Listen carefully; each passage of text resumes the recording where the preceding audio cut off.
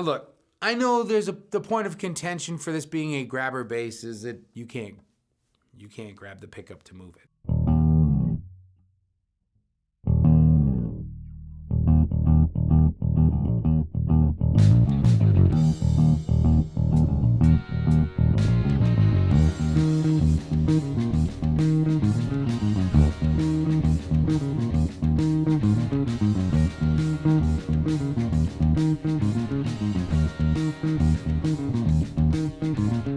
I don't know, maybe it's because I'm not married to the idea of the grabber being synonymous with grabbing the pickup.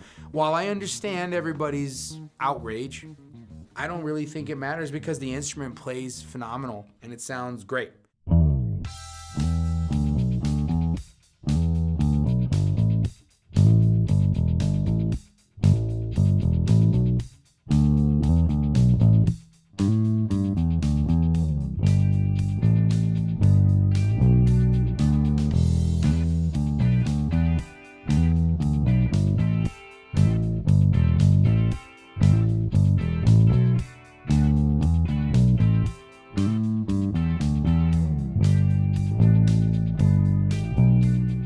If you go back to the early 70s when this instrument came on the scene, it was initially designed to be an affordable instrument for bass players. And the grabber, I understand, I get it, right? The grabber was because that pickup you could grab to slide. You cannot do that with this. And I get it. I get it. All of you have said it. We all saw it. It can't be a grabber if you can't grab it. And the reason why they call this bass the grabber, and everyone flips out when I first show them this, is you actually grab the pickup and slide it from one end of the bass to the other. It doesn't go very far, and it makes that really loud, annoying sound, so you've got to be careful when you do it on stage. But, you know, it's enough tonal variation. It's not quite as different as, like, say, you know, on a J bass where the pickup is here and then all the way back here. But if you just listen to...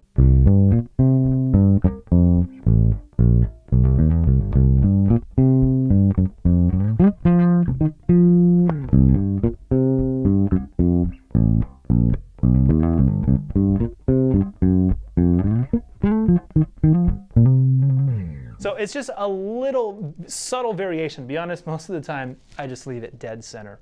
the things that they did put attention to, I feel, were the very important things initially outside of the office. And that's the three-piece maple neck, which I believe is a huge part of the mojo and the sauce on what makes these instruments great, from its original predecessors to this take on it from Epiphone. And then they didn't go with a maple body, they went with a three-piece alder body. And I think they went alder because of the weight and the availability, but look, I am a fan of the older Gibson instruments. In fact, nothing against Gibson and all of them. They're kind of the only Gibson basses that I like the G3 that Krist has, the 78 G3, and then Jamie's, I think it's a 74 Grabber. They sound phenomenal. Really kind of opened my eyes to those era of instruments and how amazing they were. And yeah, there's a sauce to that, and that's why. But again, if you really want to get technical, I have read and heard that the G3 was still considered a grabber, and those pickups don't move either, right? And everybody loves those. And I'm hearing and seeing pictures of Mike Dirnt. He's got something going on too, so maybe we'll see that also. I look, you guys have seen it, I'm sure you have. He's got some sauce cooking there too, so who knows? But let's get back to this. Now, they don't have the grabbable pickup, but they do have this mini coil switch that gives you some pretty incredible tones.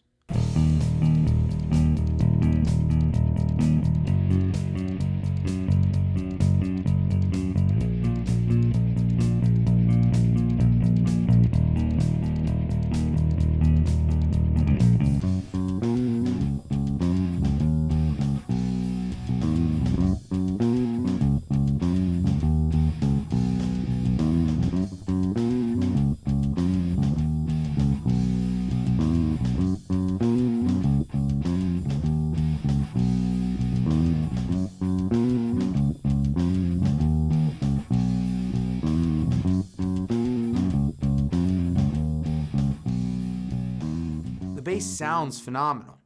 It doesn't sound like a Music Man. It doesn't sound like a Stingray. It doesn't. It doesn't. I've played enough of them. We have them here. It does not.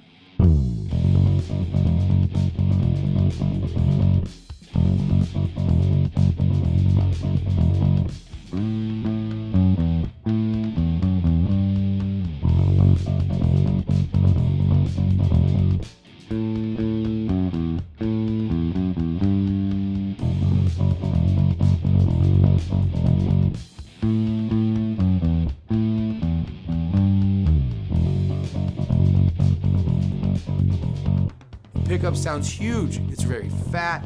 It's got a nice punch. It's not like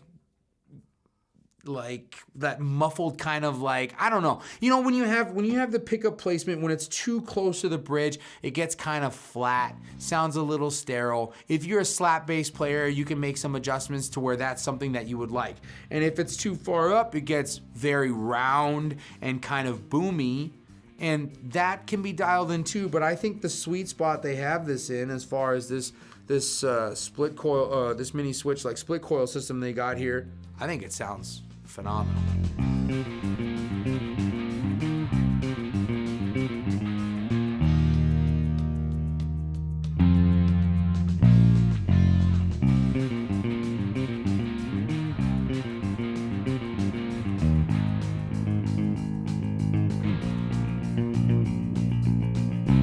I think you get a ton of tonal options with this, and it's a ton of like musical styles that this would work well with. And before anybody freaks out, what I'm referring to is, yeah, there are tons of genres that musicians use these style instruments for that are very spanning, right? But I mean, like, when I see an instrument like this, personally, I'm thinking punk, I'm thinking rock, I'm thinking something along those lines, and I think this bass delivers, especially its pick tone, in spades. I think it sounds phenomenal. And if you can see in the background, it comes in two colors, right? Black and natural. But again, my favorite part is this 3-piece maple neck. Look at that. Can you guys see that?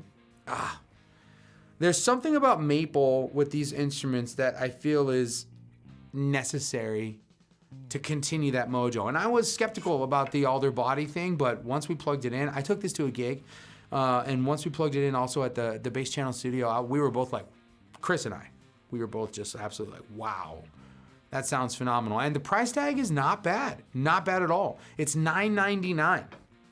$9.99.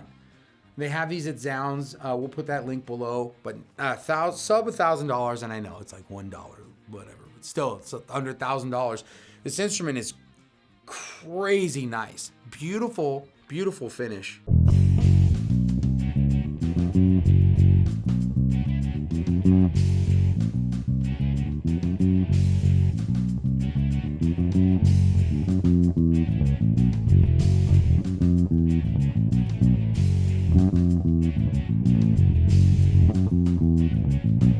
These Clover tuners feel so nice. They're very responsive. The ratio is great. And these are, I was shocked. These are in-house.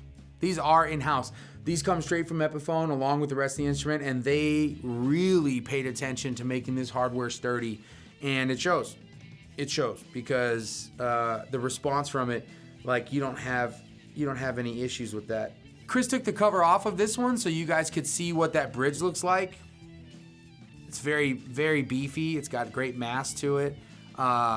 Super simple setup and a very great sounding responsive bass. Again, I love the aesthetics of the maple neck and the matching kind of wood tone for the body itself. It's beautiful. It's beautiful. Look, I know there's the point of contention for this being a grabber bass is that you can't grab the pickup to move it.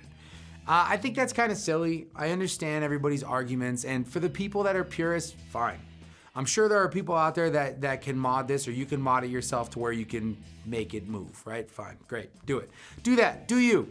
Like, I want you to be happy. You made the investment, do what you want with it. Now, I'm already knowing that Chris is going to be doing something with this more sooner than later. And I'll leave it up to the comments to decide what they think Krist is gonna be doing with this more sooner than later.